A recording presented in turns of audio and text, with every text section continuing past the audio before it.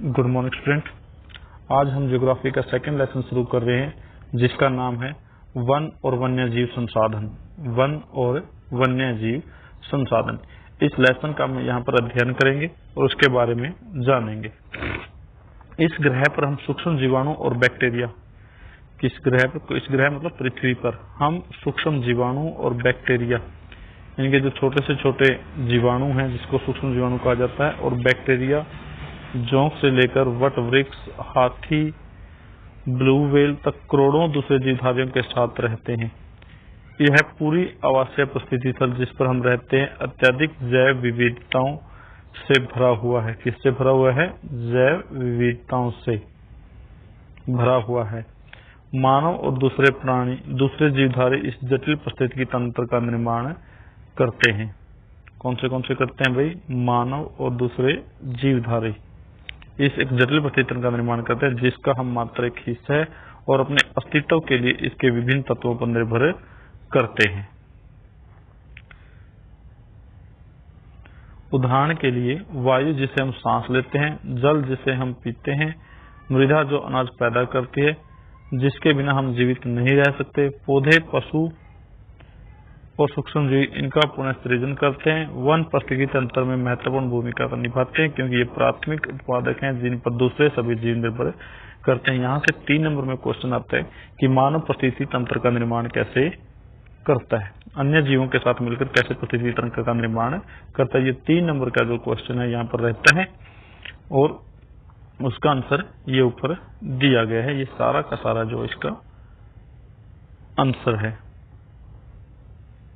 यहां से शुरू करके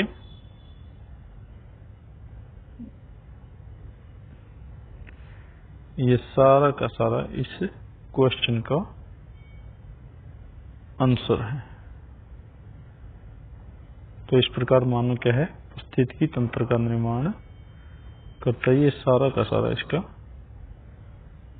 आंसर है भाई।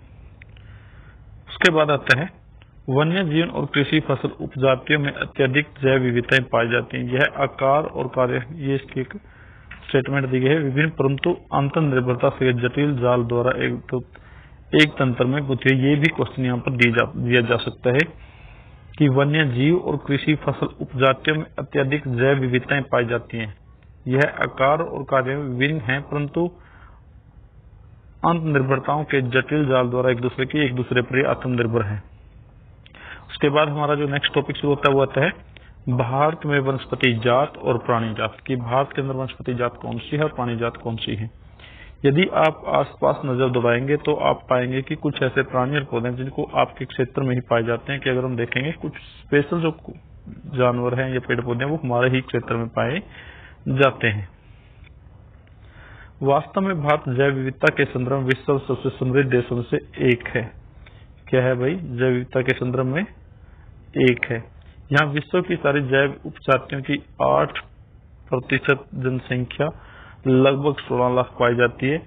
ये अभी खोजी जाने वाली उपजातियों से 2 या 3 गुना है।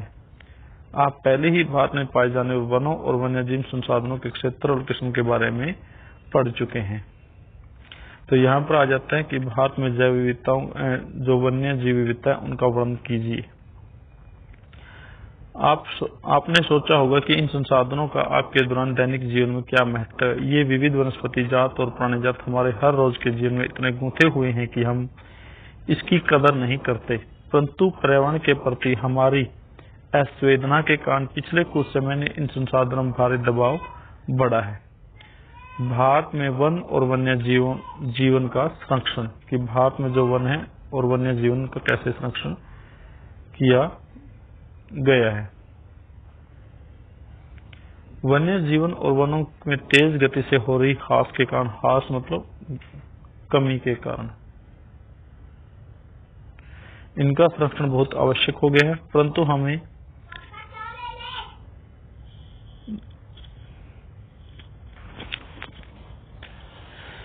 हमें वनों और वन्य जीवनों के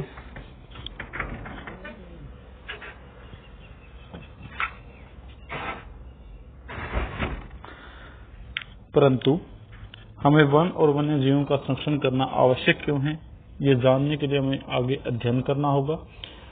संरक्षण से पारिस्थितिकी विविधता बनी रहती है, क्योंकि क्या है, संरक्षण करने से जो पारिस्थितिकी विविधता है वो बनी रहती है तथा हमारा जीवन साध्य संसाधन जैसे कि जल, वायु और मृदा से बने रहते हैं, कि हमारा जीवन के जो साध्य संसाधन है जिसमें जल, वायु और मृदा ये बने रहते हैं संरक्षण करने से।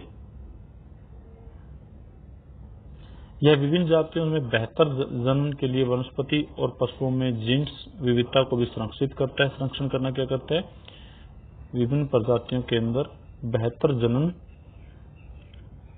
और विविधता को भी संरक्षित करता है।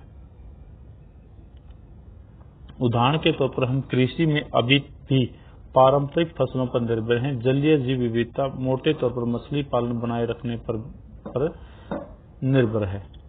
ये हमारे जो निर्भरता दर्शाते हैं कि हम किन किन पर निर्भर हैं। तो संरक्षण करना क्यों जरूरी है, इसलिए हमें वन्य जीवों का संरक्षण करना, भारत में वन्य जीवों का संरक्षण करना जरूरी है। नेक्स्ट हमारा जो टॉपिक शुरू होता है कि संरक्षण करने के लिए सरकार ने क्या कदम उठाए हैं, कि भारत में वन्य जीवों को संरक्षण देने के लिए क्या कदम उठाए गए। इस तरह का अगर क्वेश्चन आ जाता है या फिर ऐसे आ जाता है कि भारतीय वन्य जीव संरक्षण अधिनियम 1972 की मुख्य विशेषताएं क्या है, ये एक 3 नंबर में यहां से अलग क्वेश्चन बनता है। 1960 और 70 के दशक के दौरान पर्यावरण संरक्षण ने राष्ट्रीय वन्य जीव सुरक्षा कार्यक्रम की पुरजोर मांग की, जिसमें भारतीय वन्य जीवन अधिनियम 1972 लागू किया गया। कौन सा अधिनियम लागू किया गया भाई, भारतीय जीवन रक्षण अधिनियम 1972 को लागू किया गया। इसमें क्या था, सारे भारत में रक्षित जातियों की सूची भी प्रकाशित की गई, जिसमें वन्य जीवों के आवास रक्षण के लिए अनेक प्रावधान थे। पहला जो कार्य था। दूसरा, सारे भारत में रक्षित जातियों की सूची प्रकाशित की गई। इस कार्यक्रम के तहत बची हुई संकटग्रस्त जातियों के बचाव पर, शिकार प्रतिबंध पर, वन्य जीव आवासों पर कानूनी रक्षण तथा जंगली जीवों के व्यापार पर रोक लगाने आदि पर प्रबल जोर दिया गया। तत्पश्चात केंद्र सरकार व कई राज्य सरकार ने राष्ट्रीय उद्यान व वन्य जीव पशु विहार स्थापित किए, जिनके बारे में आप पहले ही पढ़ चुके हैं। केंद्र सरकार ने कई परियोजनाओं की भी घोषणा की, जिनका उद्देश्य गंभीर खतरे में पड़े हुए विशेष वन्य प्राणियों को रक्षण प्रदान करना था। इन प्राणियों में बाघ, एक सींग वाला गैंडा, कश्मीरी हिरण, हुंगल, 3 प्रकार के मगरमच्छ, स्वस्थ जल मगरमच्छ, लवणीय जल मगरमच्छ और घड़ियाल, एशियाई शेर और वन्य प्राणी शामिल हैं। यहाँ पर जो मुख्य क्वेश्चन है वो यही है, वन्य जीव रक्षण अधिनियम 1972 की क्या विशेषताएं थी। इसका जो हम आंसर करेंगे यहां से शुरू करके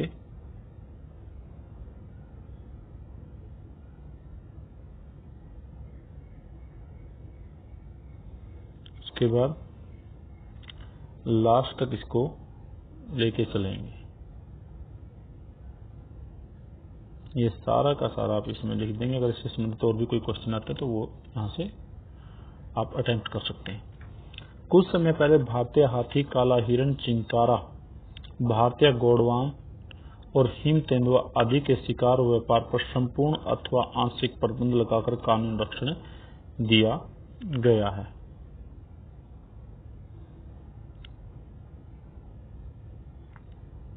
तो ये भी इसमें अगर संबंधित कोई क्वेश्चन आ जाता है तो 1-2 नंबर में वो यहाँ से कर सकते हैं। उसके बाद आता है बाघ परियोजना। यहाँ से 2 नंबर में स्पेशल क्वेश्चन आता है, बाघ परियोजना क्या थी, टाइगर प्रोजेक्ट जिसे कहा जाता है। तो इसके लिए हम करेंगे,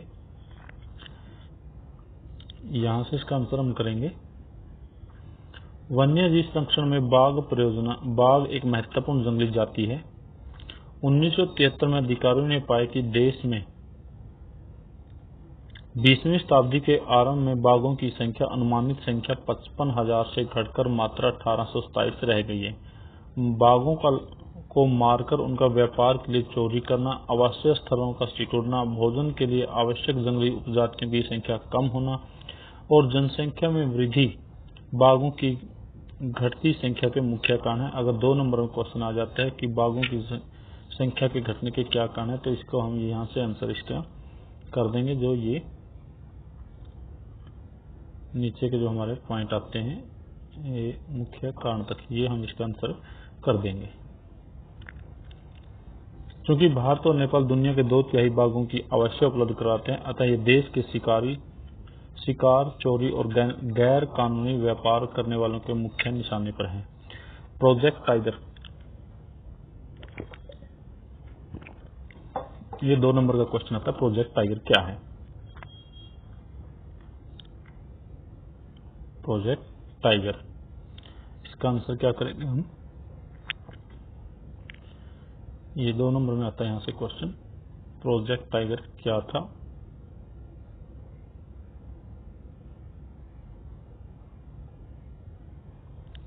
प्रोजेक्ट टाइगर विश्व के बेहतरीन वन्य जीव परियोजनाओं में से एक है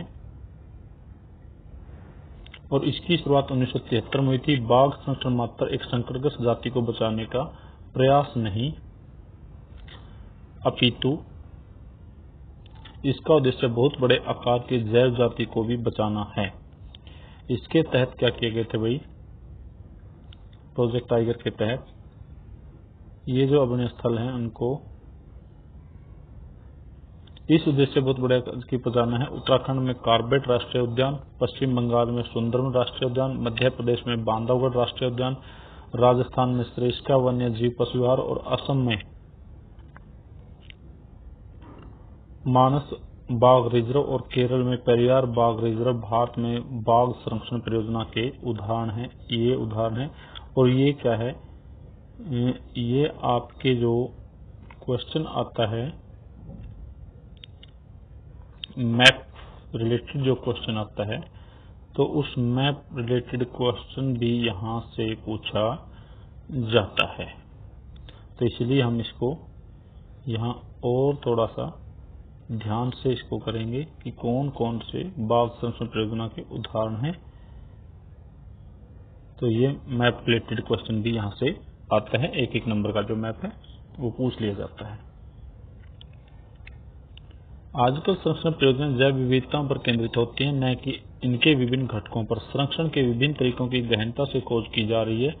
संरक्षण परियोजना में कीटों को भी महत्व मिल रहा है। वन्य जैव अधिनियम 1980 और 86 के तहत ये 2 नंबर में यहाँ से क्वेश्चन आता है। वन्य जीव अधिनियम 1980 और 86 के तहत कौन कौन से जीवों को संरक्षण दिया जा रहा है? ये 2 नंबर का क्वेश्चन यहाँ से आता है। तो कौन कौन से हैं? सैकड़ों तितलियों, पतंगों, भृंगों और एक ड्रैगन फ्लाई को भी संरक्षित जातियों में शामिल किया गया है। 1991 में पौधे की भी 6 जातियां पहली बार इसी सूची में रखी गई थी। उसका बाद है हमारा जो नेक्स्ट टॉपिक है वन और वन्यजीव संसाधनों के प्रकार और वितरण। ये हम करेंगे नेक्स्ट वीडियो में। Thank you.